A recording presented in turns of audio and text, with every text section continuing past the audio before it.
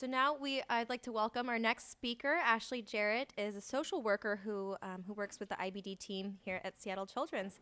Please join me in welcoming Ashley Jarrett. Hello, hi. As Kathleen said, I'm Ashley. I'm the social worker for the IBD Center. And my role within the IBD team here at Children's is really to help you all and your kids adjust to this new diagnosis. So whether it's around school, which is what we'll be talking about today, or emotions, which is what Dr. Wabe kind of hinted at as well, those are the things that I generally can support you guys, the family unit and the patient with. So what we know is that managing IBD can be tough enough. There's a lot to manage. There's a lot of moving parts to kind of keep track of.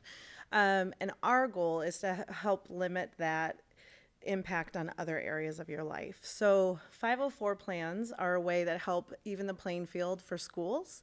It's a way to kind of engage the school around accommodating and making school just as either easy or challenging as it was before this diagnosis. So in general, I hope you can read that, that's kind of small. The basics of 504 plans is that they're part of a federal civil rights law. So every public student is with a diagnosis or a disability are entitled to these 504 plans. So if you have a diagnosis of IBD, you are guaranteed a 504 plan as a public school student. So this plan will outline whatever accommodations are necessary for your student to continue to engage in school as they would normally.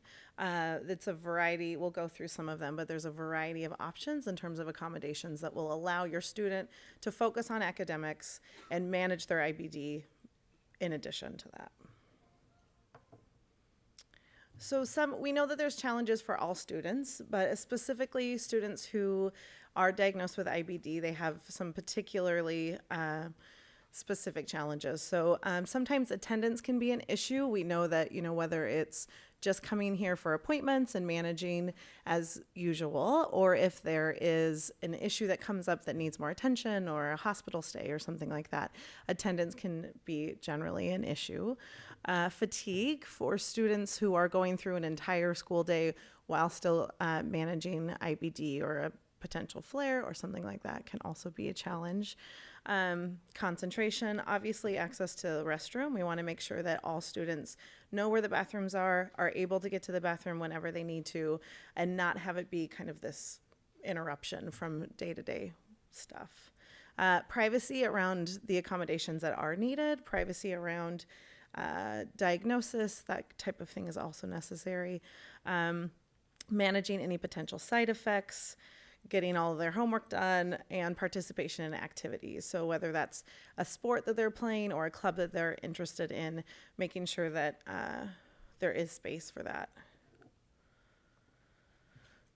So these are just a list of some of the accommodations that kids engage with at school. There's a lot of other options, and the idea is that this plan is specific to your student so that we are eliminating any of the challenges that might come.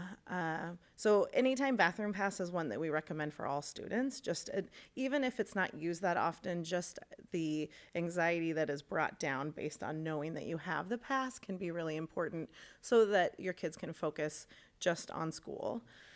Permission to carry water and or liquid nutrition all day. So when we're doing liquid nutrition and it's necessary to have all day long, we just want to make sure that all the teachers and administration is on board so that your student can carry that around without having to explain themselves over and over again.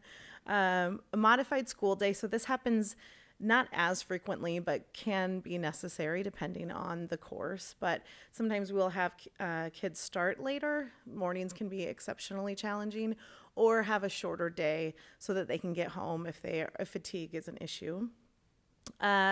If you're missing school based on a flare, we want to make sure that there can be some modification of assignments. So sometimes that means just generally lessening some of the busy work that other kids need to do, or generally something like that. Stop the clock testing. So if your student needs to get up and go to the bathroom, this is just a way that, for instance, if there's a test and everyone has an hour to complete them, when your student needs to go to the bathroom, that time has stopped. And then when they come back to the class, the hour resumes, so that it's equally, they have an equal opportunity to finish. This is also a piece, the designated place for the student to lay down during the day if needed. So this is another way that sometimes it can limit anxiety for the student, even if it's not needed, so that if they're feeling really awful, they know where to go and that everyone is on the same page and knows that they'll be going there and taking a break when needed. Being allowed to participate in field trips activities despite attendance. So as you know, often if a kid hasn't been in school or they have missed a certain amount of days, they're not allowed to go to field trips or sports events or things like that. So we would advocate that that does not apply to your student with IBD if they're missing school based on an IBD flare. And anyway, so there's a lot of other options too. It really is dependent on the school and what's required from the school, and also just how your student is doing in general. So how to initiate a 504 plan. So these are things that I would suggest for all families to do. It's really important to partner with your school. So often what we have seen is that students will get better results if parents are just actively communicating with the school, letting them know what's going on, letting them know maybe not the particulars of the issue, but that there will be a 504 needed, that there is an autoimmune illness diagnosed, so that they are ready to kind of get their ducks in a row around it. Our IBD nurses at Seattle Children's provide a 504 letter. So this letter describes IBD in general. So it's not giving like a lot of details about your particular children's health issues, but in general what IBD is, and also gives a much longer list than I just had of potential accommodations for the school. So things that we have seen benefit kids, that make it just a little bit easier to focus on school. So once that letter is given, then it'll start the process for the 504. So there is usually, all schools manage these things differently, but typically there is a team, a committee that creates these 504s with you as a parent and your student. And so these are flexible plans. They should be flexible. They should be able to move around as your student kind of grows with this and has a better handle on what they may or may not need from the school. And they will create it and it'll be in their file. So once the plan is made, it's still really important to be communicating with the school. The school counselor will be discussing the ins and outs with the teachers around if there's an absence, if certain things accommodations are needed, if water is going to be carried around, those kinds of things. But you will also need to let them know if the plan is working, if it's doing what we're hoping, which is eliminating some of the stress and allowing your student to focus on school. So if there are accommodations that you realize like, this piece isn't working, we need to tweak it a little bit, the school counselor will help you do that. We do, if it's possible, encourage students to carry the 504 plan with them. This is more for like middle school, high school age, if they're going to be running into some, a hall monitor that says like, what are you doing here? Or those kinds of things. It can help limit the back and forth about that.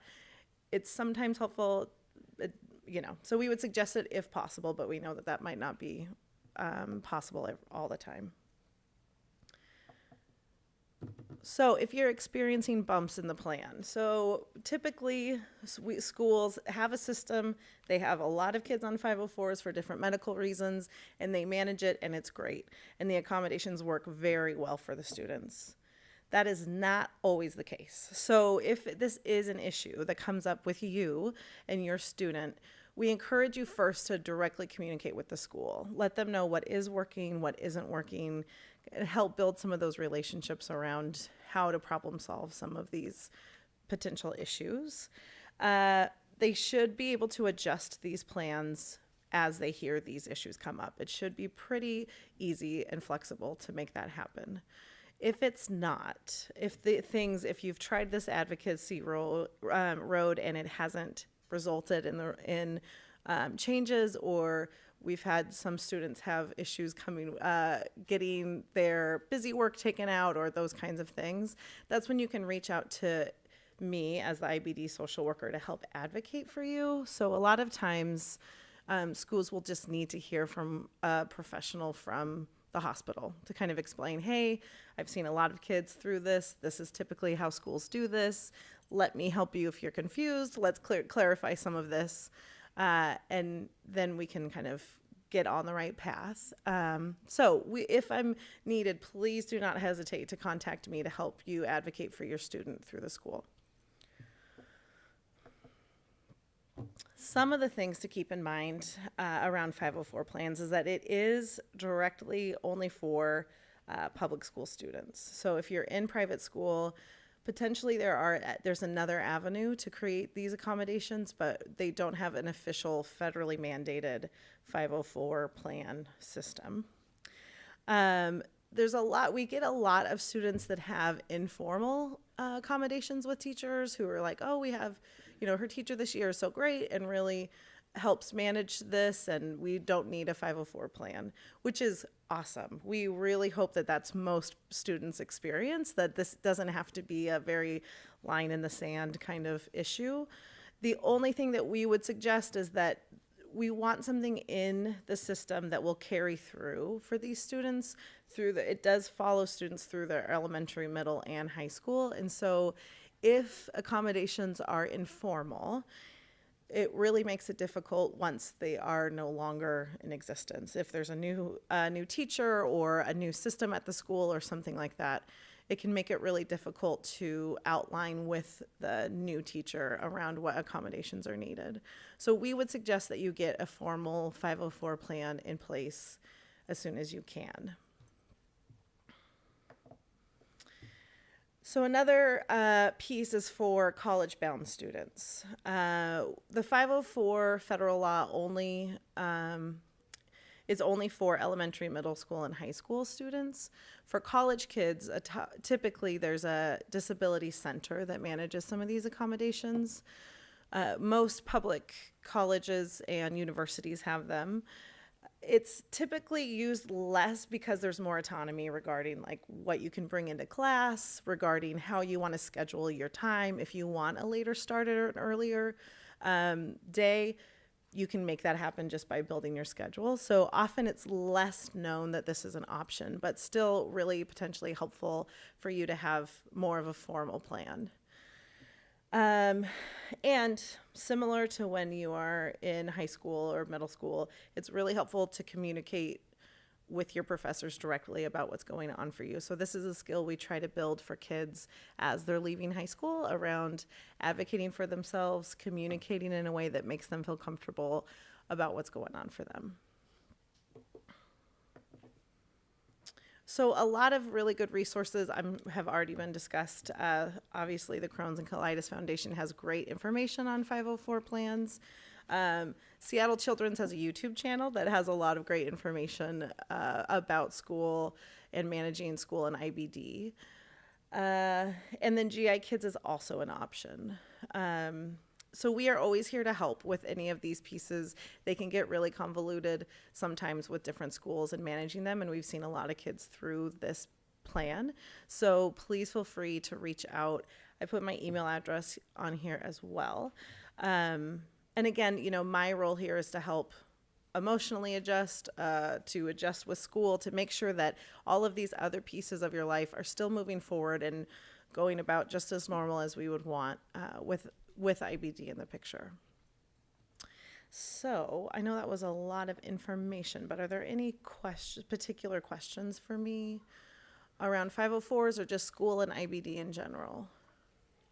Yes. So if your kiddo has an IEP already, good question. how do you work that out? Absolutely. So IEPs, for people who don't know, are individual education plan. So that is actually, in terms of the tiers of accommodations, IEPs are kind of the top of the pyramid. So typically things that are needed for 504s can be added to an IEP.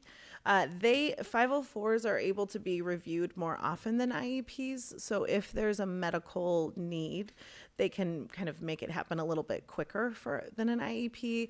I would advocate with school to get a 504 plan also.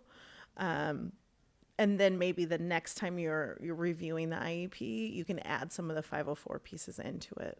Does that make sense? Okay, great. Any other questions? Okay, well, I'm available if anyone needs any more information about school, and I think we are taking a break at this point.